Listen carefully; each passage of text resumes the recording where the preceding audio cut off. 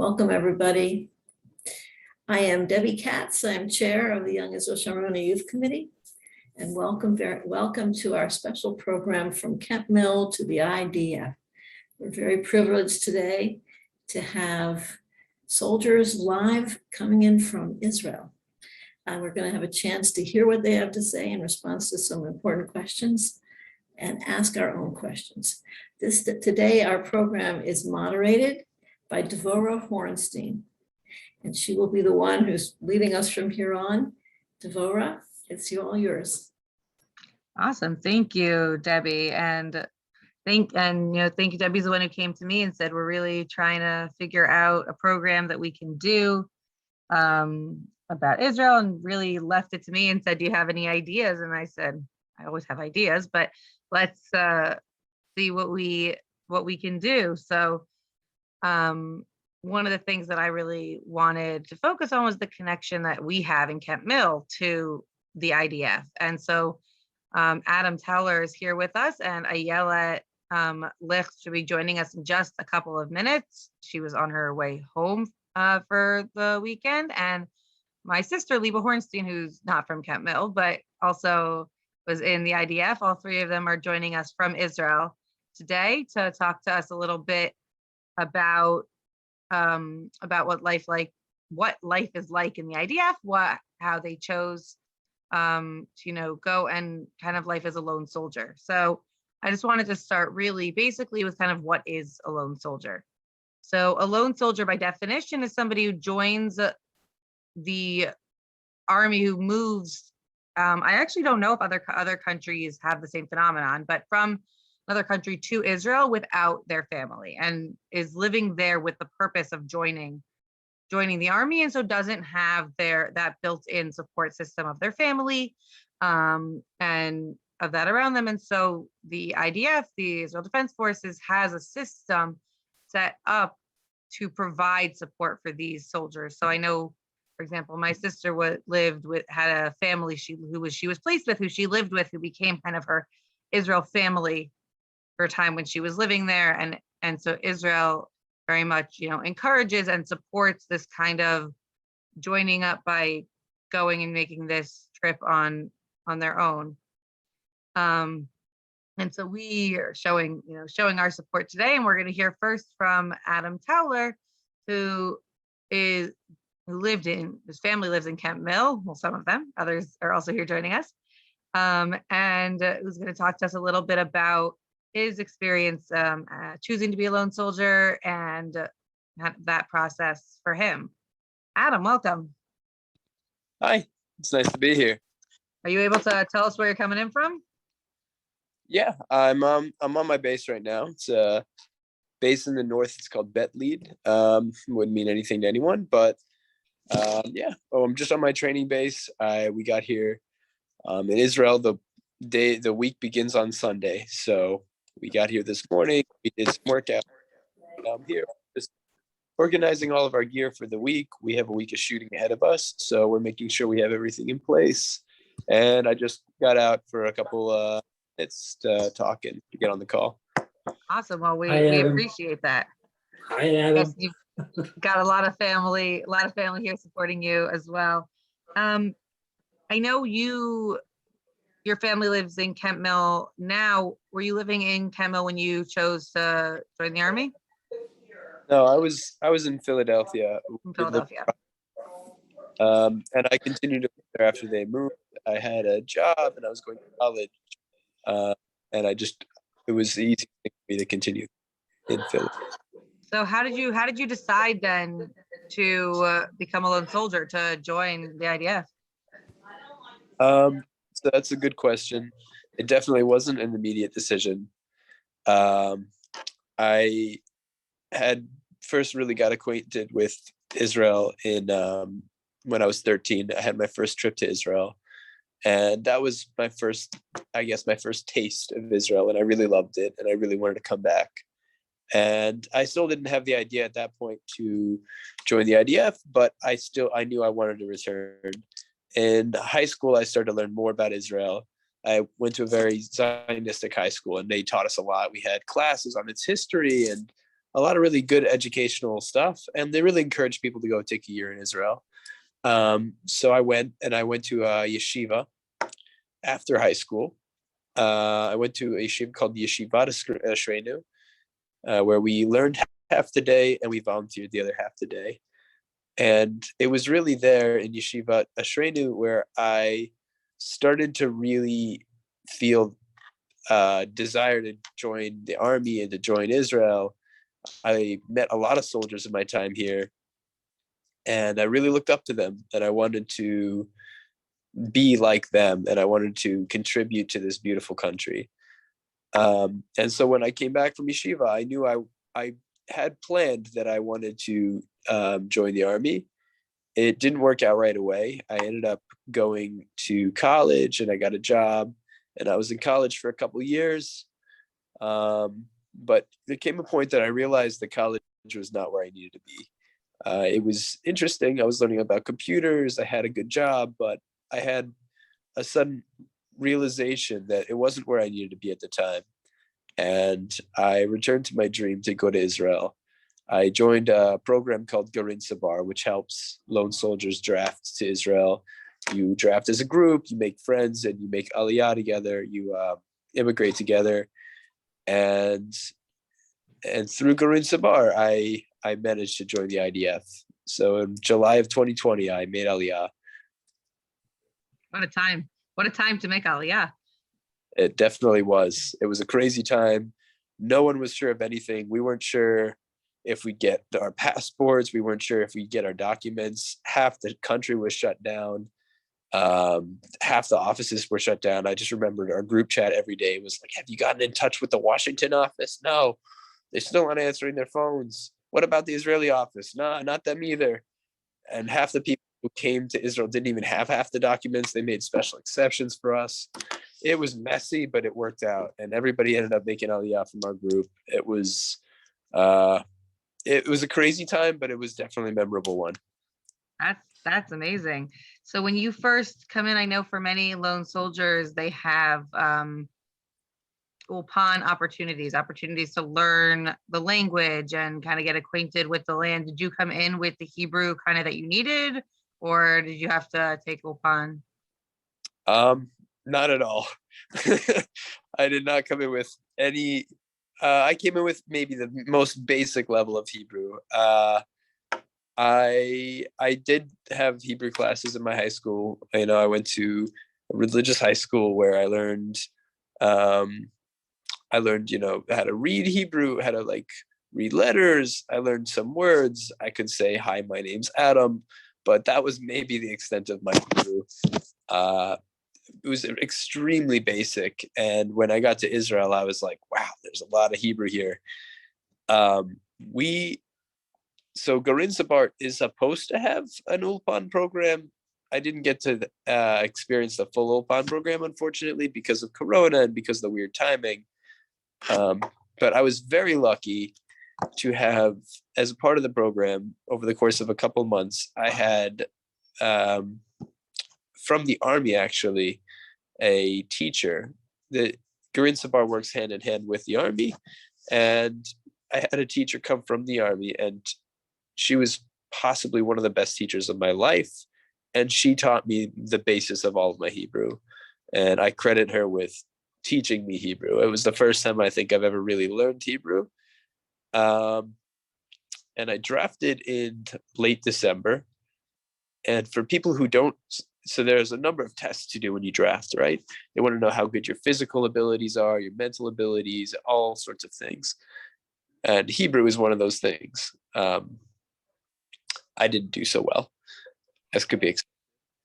And so for anybody who doesn't pass the Hebrew test, you have to do a mandatory 3-month Hebrew course in the army called Mikveh Alon. It's an interesting place because no one there speaks Hebrew, but everybody's trying. So everybody's kind of each other in this broken Hebrew. It's funny. It's a funny place. And I was there for 3 months. And there I improved my very basic level of Hebrew to a more speaking ability, if you could call it that. But after the 3 months ended, I entered the real army. And I realized just how little I knew.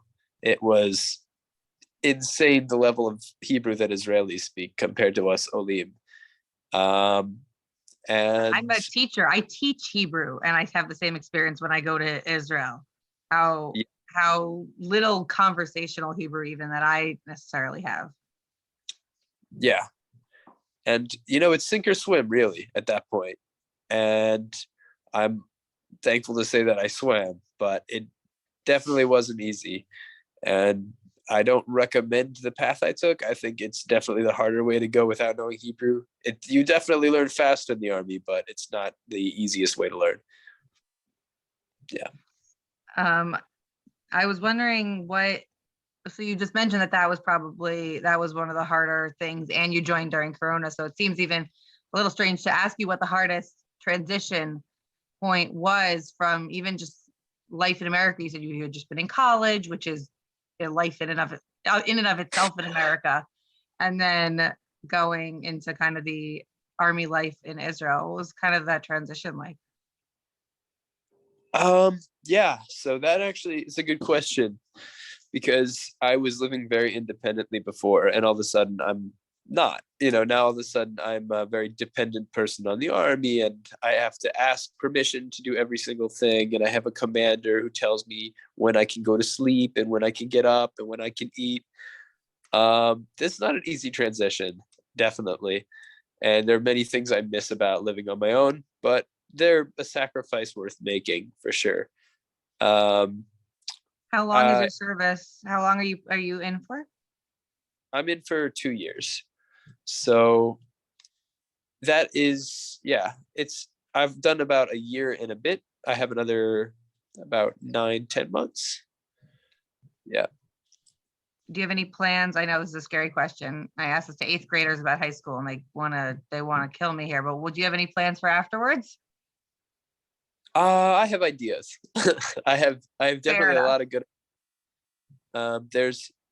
I'm in combat, but there's a new track which just opened this year, very exciting, for combat soldiers that want to go into intelligence, which was actually what I originally wanted to do. I came here wanting to join the intelligence. It's what I had studied in college. I thought that I would be good at it, but my Hebrew wasn't good enough. Now it might be, and that is one of the things I'm considering. I might finish college here. I have a lot of ideas, nothing cemented.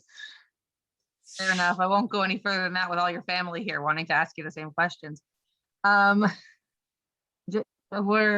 has joined us. We're going to go over to Ayelet in just a minute. I was wondering if you had any advice or any message for any kids around here who are considering joining. Do you recommend going for that year first, or really kind of jumping in? Yeah, sure. I think something really important that I learned from my experience is, first of all, not to give up on your dreams. It was something that I dreamed of doing from high school, and I almost gave up on it. And I'm so glad I didn't, because it's changed my life for the better. The second thing is that the army is not for everyone, and there's so many ways to support the army and so to support Israel. It's a very difficult experience, and it's not ideal for every person. Not every person thrives under this experience. It's a lot of pressure. It's a lot of like I said, it's a lot of hand holding. And I think that there's some really wonderful organizations, from the FIDF to the base to the Michael Levin Foundation, which do incredible things for the army and for Israel. And it's possible to do so much without ever taking a step in the army. And the last thing that I would say is, I just want to say thank you to every small and big thing that people do for us, because we receive tremendous support from the United States, and from donations, and from gift baskets, and every soldier here really, really appreciates it. It means a lot to know that there are people who appreciate what we do and are thinking about us. And we genuinely appreciate it. I speak for not just myself, but for everybody in my team and everybody in, I think, in combat and the army. So thank you. Thank you. And we're gonna come to you in a couple minutes if you're still here for any questions. And we're gonna turn it over now to Ayelet, who I saw just a minute ago had joined us. Let me swap over the spotlight. Ayelet Licht, who, oh, there we go, who I know for a fact grew up around here and just ended up at home. I was gonna say good afternoon, but good night or good evening. It is, what time is it? It's 8:50. It is night. So before your head hits the pillow, we wanted to take a little bit of your time today. So I know you grew up right here in Kemp Mill. Where did you go to school around here? I went to Kemp Mill Montessori from preschool until 6th grade, and then Berman for 3 years, and then I switched to JDS. You've been everywhere. You've got, Yeah, I've been there. got Everywhere all the but public experience. school. Everywhere but public school. So you've got the experience around here. Did you always want to join the IDF? Was that something kind of in your mind? So I just remember for as long, I just always have loved soldiers. Like whenever we would have Yom HaZikaron things at school or just anything around that Yom HaAtzmaut, I would just look and be like, wow, soldiers are awesome. They're so cool. I could never be like that. I could never be that courageous. And I thought it was awesome. And so I've always looked up to it. And then in 10th grade or going into 10th grade, I did a summer program and came to Israel for the first time in 8 years or 7 years or something, and was just like, wow, I need to be here. And at that point, I hadn't really been thinking so much about the Army. But as time went on, I kind of developed as a person, and morally, I wouldn't have been able to live in Israel at all in my life if I hadn't served. So that's why I'm serving. That's awesome. And what job are you doing right now? So I actually finished Mikveh alone on Thursday, a couple days ago. Thank you. I drafted today to the Air Force, to the technical team. I don't have a job yet. It's all kind of confusing. I wasn't even supposed to be home right now. Right. Ayelet wasn't actually going to join us this morning. She wasn't going to be able to make it in the end. And yet here we go. Here I am. They let us go home. We were all just waiting in the room, and they came in and they were like, okay, let's go outside. We're going home. And we were all just like, okay. We thought we were staying for the week, but I guess not. Yeah. So you're going to be in the Air Force. That's awesome. And I'm going to ask you the same question that I asked Adam about the level of Hebrew. So you said you just graduated Mikveh alone, which was the 3-month ulpan, I guess, for Hebrew language. You feel like that's really where your Hebrew bumped up, or do you feel like you still got a ways to go?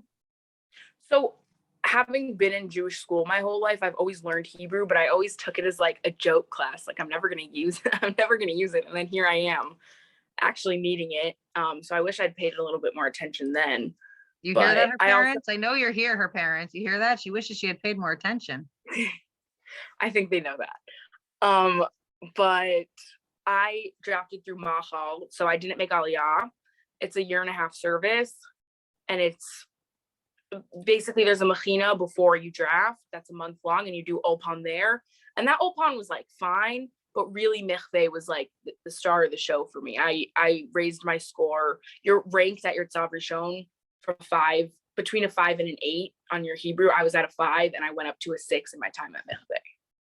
Wow, that's awesome. So you mentioned that you didn't make Aliyah as part of your training. Is that, I know that's an option that the Army helps with afterwards if you choose to. Is that? So I was considering making Aliyah while I was in Mikveh for a bunch of different reasons, because I'm going to make Aliyah. Mom and Dad, if you didn't know that, I'm going to make Aliyah. Surprise! No. Surprise. But so I was going to do that to potentially help with Tafkidim, and then I just decided not to, because all of your benefits are frozen when you're in the Army. So it just didn't, I'm just going to do it when I'm done. I can do my short 1.5-year service, or I can extend it if I love what I'm doing. And then I'll make Aliyah. And I think when we talk to my sister Liba in a few minutes, she'll tell us a little bit about those benefits that the Army and as a lone soldier are able to help you out with. So did you join Ayelet with a group similar to Green Sabar, or did you kind of join on your own? So I joined in a group, Mahal, and there's there's like 150 of us. There's like 150 of us, I think, and I happen to live in a house with like 20 of those 150 of them. So that's great. And then at Mikveh, basically everyone from the Mechina was at Mikveh, so it was really fun, like walking around and seeing, like when you're walking in two lines, like seeing your friends and just kind of like giving a subtle wave, because that's kind of all you're allowed to do. But yeah, it definitely helped like me with making friends, because moving across the world is kind of a hard thing to do. But if you're gonna do it when you're young is the time to do it, because things like the army do help you make friends. And That like was my next question. So that you joined right from high school, right? I did a gap year last year. I went on a TEVE, which is a gap year program, and I was committed to college. And I decided in January that I didn't want to go to college, and that the army was what it was going to be for me. So thanks, Mom and Dad, for supporting that. But because at the end of the day, it's so much harder to move here when you're older, when you don't have as many ways to make friends. Like I have my Machal friends, I have my Mikveh friends. Now I'm going to have my friends in Sadir. Like it's really a formative time to be building a life, really. Do you think when growing up around here that you heard a lot about people joining the army from here, or not so much? I know I actually remember when my sister joined that you had been interested in talking to her, but we didn't live around here at the time. I think people have always kind of been going to the army, but it was never, for me, it was more when my cousins all started drafting and I was like, whoa, like you can do that. And they're not from the Kemp Mill area, but it's not something super uncommon, I don't think. We were, Debbie Katz and I were talking as we kind of organized this program and thinking like, we know a lot of kids over the years that have joined. And so I was wondering from the perspective of somebody who had been in school around here, if that's kind of something you heard about, or it was just you sort of knew, oh, so-and-so's brother joined, so-and-so's sister went, that kind of thing. Yeah, it was kind of the latter. Okay. And so you said you're planning on making Aliyah, and do you have sort of plans? Parents cover your ears. Do you have plans for what you want to do afterwards? So I was supposed to study computer science and engineering physics in America, and that's still the plan, to do something along those lines. And obviously my job in the army will help me get to where I want to be in terms of like the high tech world, because I am going to be working in a tech position. So yeah. That's awesome. Are there any other kids? I didn't even ask Adam this, and I intended to. Are there other kids from around here that are part of your machal? Anybody you know of, even not necessarily from Kemp Mill, but from the area? No, I think most of the people that I like knew going in were people from my gap year. Not really from there. Oh, so we're gonna. But there are kind of. I take that back. Actually, there are people in my. So Hava Schaffner from the DC area. Oh, she's around. Of course, Rabbi Schaffner's the rabbi at Kesher downtown, and her uncle and aunt live around here. I think actually a lot of people from my grade are making their ways to Israel. I just don't think all of them are joining the army, which is why I got confused. Fair enough. Kova. Yeah. Thanks, Mom. Fair enough. I know that the parents keep track of this way better than any of us. We know that.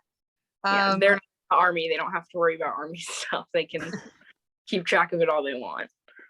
And Adam mentioned also the kind of the change from a more independent life. I know you weren't in college to begin with, but you were living more of a teenage life here and then going into the army where it's a lot more structured. Was that a hard transition?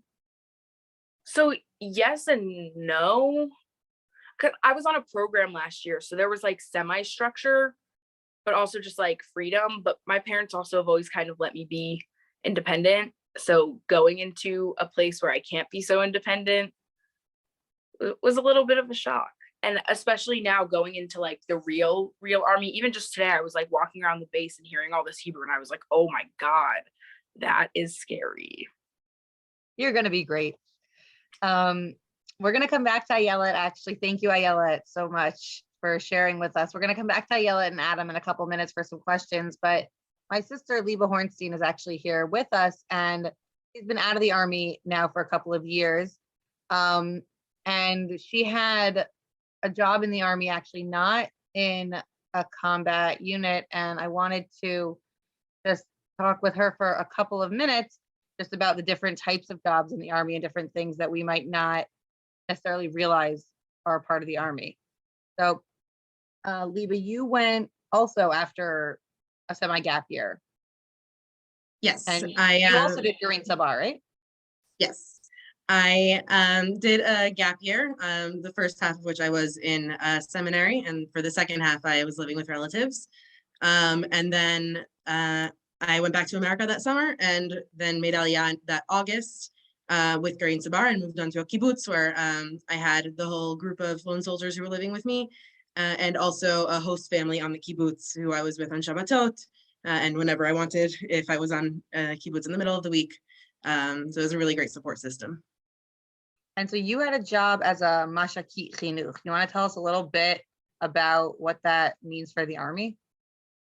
So something that is really, really cool about the Israeli Army is that there is this education corps, which I'm not sure there's any other army in the world actually that has this.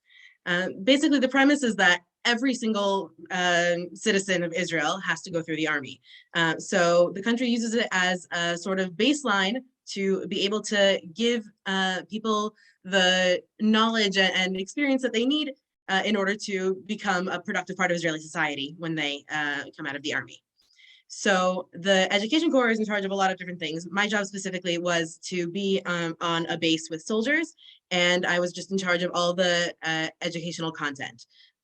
So that included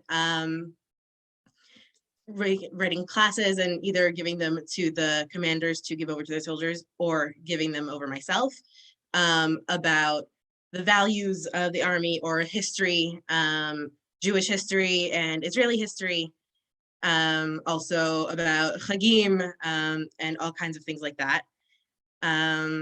And I also organized trips where soldiers would go for hikes or to museums.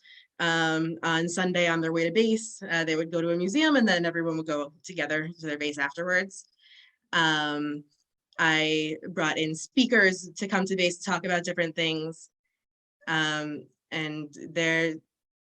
just basically any topic that you don't think is going to be in the Army, that's the stuff that I was in charge of.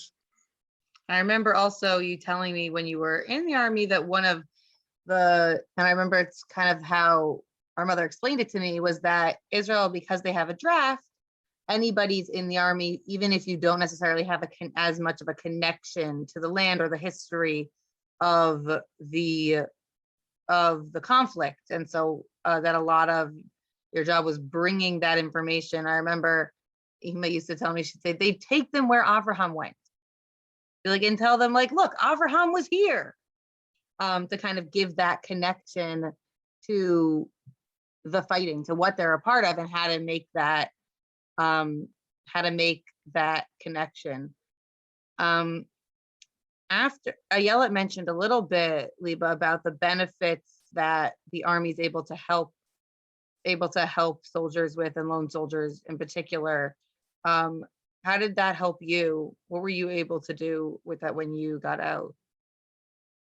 So for the first year after the Army, there are a lot of benefits, actually, including help with paying for rent for lone soldiers.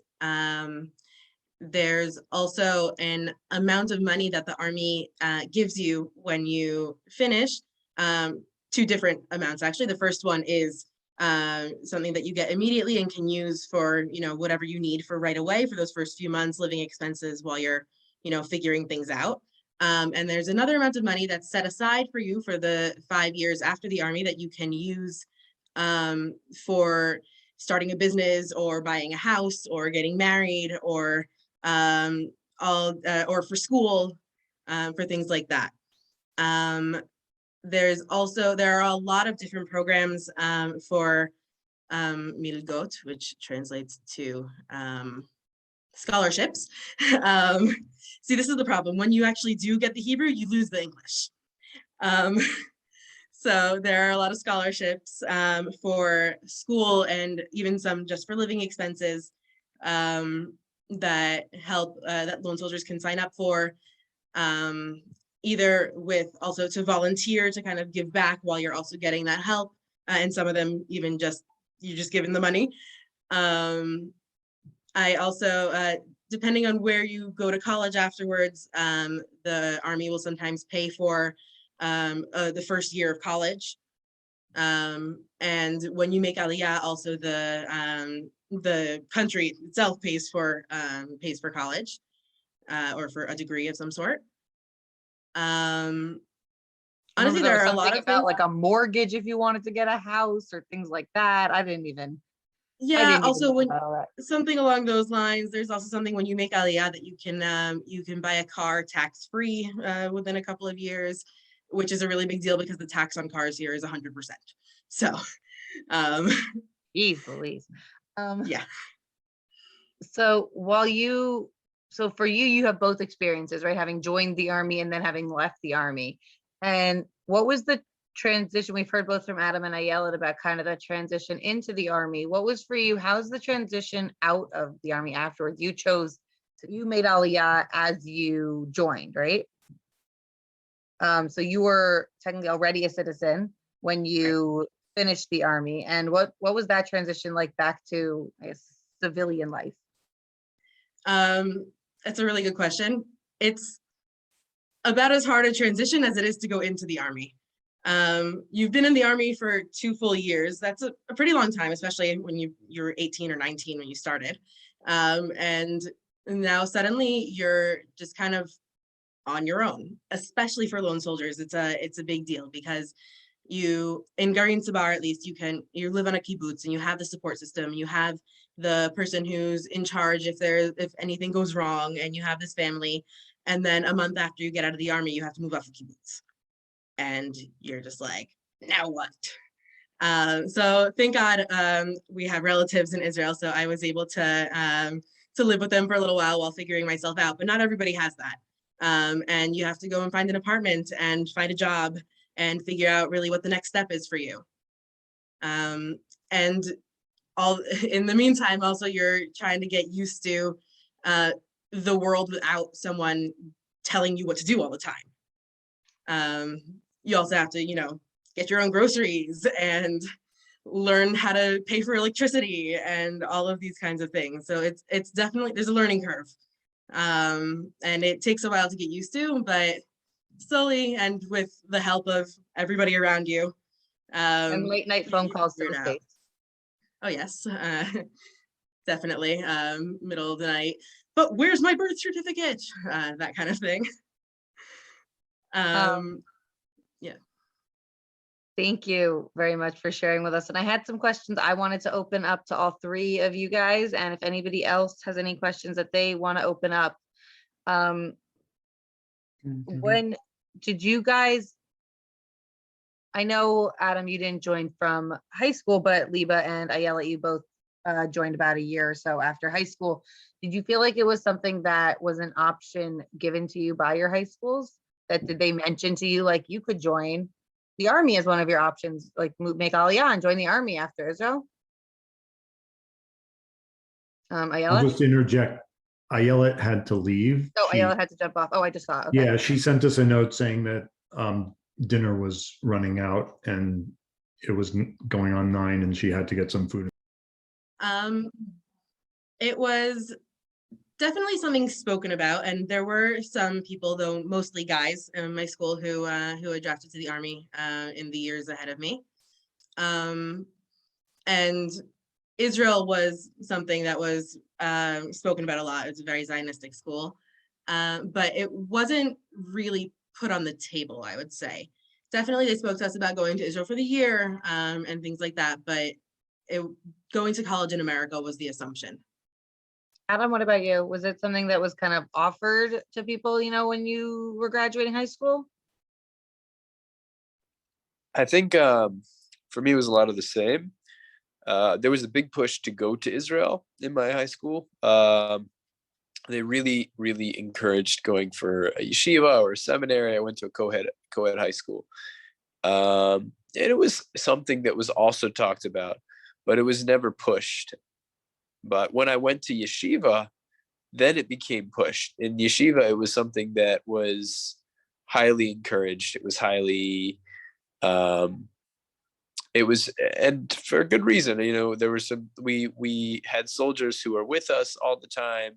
I would say about maybe a fourth of my yeshiva ended up going to the army, which is a lot for American yeshiva. Yeah, but my high school wasn't really something that was ever thrown out as an option. I ask only because I had a similar experience when I graduated high school, and yet I know so many people from around here and from where I grew up in New Jersey who have made Aliyah and joined the army. And so I always wondered about that difference, in where it's not something necessarily that the high schools give as an option, and yet so many students, so many kids do still choose to go. And so it's interesting where those the impetus comes from. I think today it's actually a little bit more spoken about. I think it's more common also. In the last probably 10 years, I would say there's been a huge influx of Americans going to the army. And I can say I knew a handful of people before me, and then kind of around the time that I went, and just right after me, there were tons and tons more people. And now from Highland Park, where we grew up, there was I think that at one point they made like a whole wall of all the people who joined the army. And in my high school also, a whole bunch of people, even from my grade, actually joined just a little bit after me. So I think it does become, it's something that has, it's spoken about kind of among peers and passed on like that. Yeah, and I have a question that came in the chat, and if anybody else wants to put questions in the chat, or wants to just raise the hand icon, if you hit on reactions, it gives you an option to raise hand. The question was, are you guys in, or did you go into Dati units in the army, or not specifically? Adam? So in combat, I'm not sure how this works outside combat. Most combat units are not Dati. There is a tract for Dati, which is called Chesder. It's a special kind of service where you go to a yeshiva, you do a year of learning there, and then you do 1.5 years of service, which is shorter than normal. And then you go back and you learn some more. In the unit I'm in, which is Sayeret Nachal, that's not an option. If you can draft to that, but if you want to be in the unit that I'm in, you have to give that up and sign more time. But I will say this, they're very understanding and very, they do a lot for the team here. Like, we'll have fast days off.